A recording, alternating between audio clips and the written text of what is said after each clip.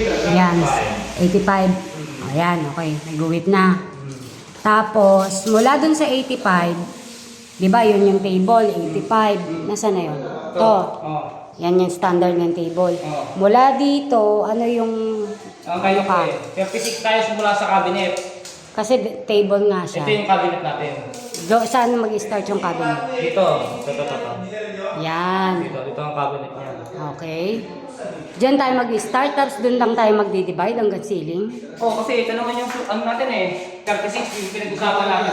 Pero depende, gusto mo pa ito ba? Walang problema. Bababa mo pa? Walang problema kung gusto mo ito ba? Sa'yo naman. Asan yung 85? Ito yung 85 Tapos, asan yung Ito ano? yung 36 na pinag-usapan natin noon na. Pwede tayong bumaba pa dito sa 36 ng 6 inches. Ito 6 inches. Oo. O di, ano na to? 36, di 42. O yan. Pwede na siguro yan kasi ito yung table. Ayan. So, dito ka mag-divide. Dito. Oo. Doon, papunta ceiling.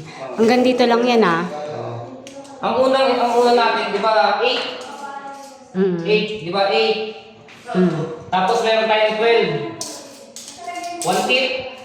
Oo. May 1 tip tayo, di ba? Ay, tatlo lang, no? Hindi. May 1 tip pa no? Oo. Ang gawin lang natin, yung dalawa dito sa gitna malaki. Tapos dito, maliit. 8, tapos 8. Hindi, dapat ang malaki nasa taas. Para yung display doon, malaki. O di, 8. 8, 1 tip. Oo. 1 tip, tapos 8 ulit. 1 foot. 8 ulit. 8 inches. Tapos, bago mag-1 foot. bago magwawan. Ito yung 8 inches. Ito yung gusto kasi. Bali, ilang ganon?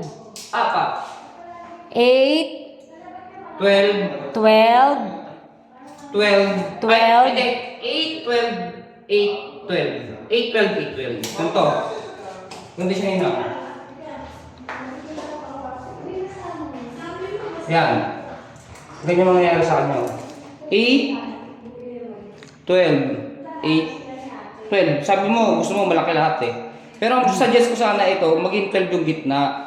8 yung dalawang taka. Baba sa kataas.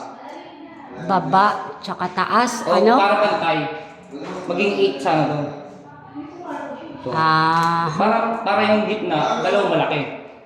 Gitna, dalawang malaki. Tapos yung pinakataas, may Sige. maliit na 8. Yun yung magiging ano natin. Kung yun ang magiging setup, kung yun lang naman, suggest ko lang yung setup. Oo.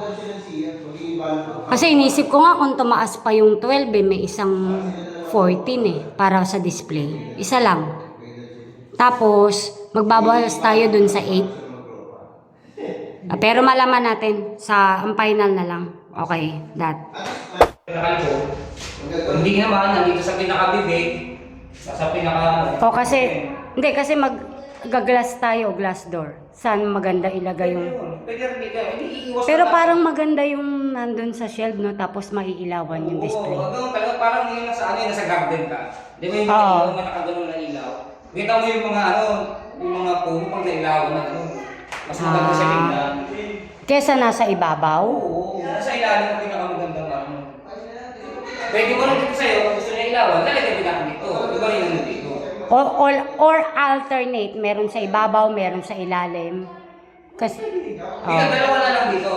Kasi study table lang to Oo, kasi yung sa study table, dapat nandun siya papunta sa study table. Oo, iba yun. Iba yun nandito. Oo. Pwede yun i-alternate, no? Meron sa baba ang ilaw, meron sa taas ang ilaw, parang pin light na ganyang kanipis lang. Pwede naman.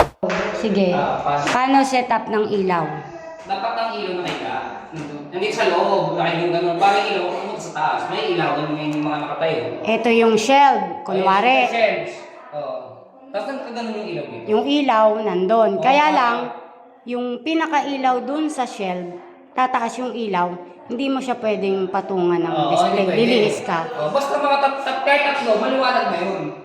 Tatlong pin light na nakaganon, maliwanag na yun. May ilawan na yun. Yung mga yun. Or strip light. Strip light. Okay. Strip light. Pwede rin. Okay.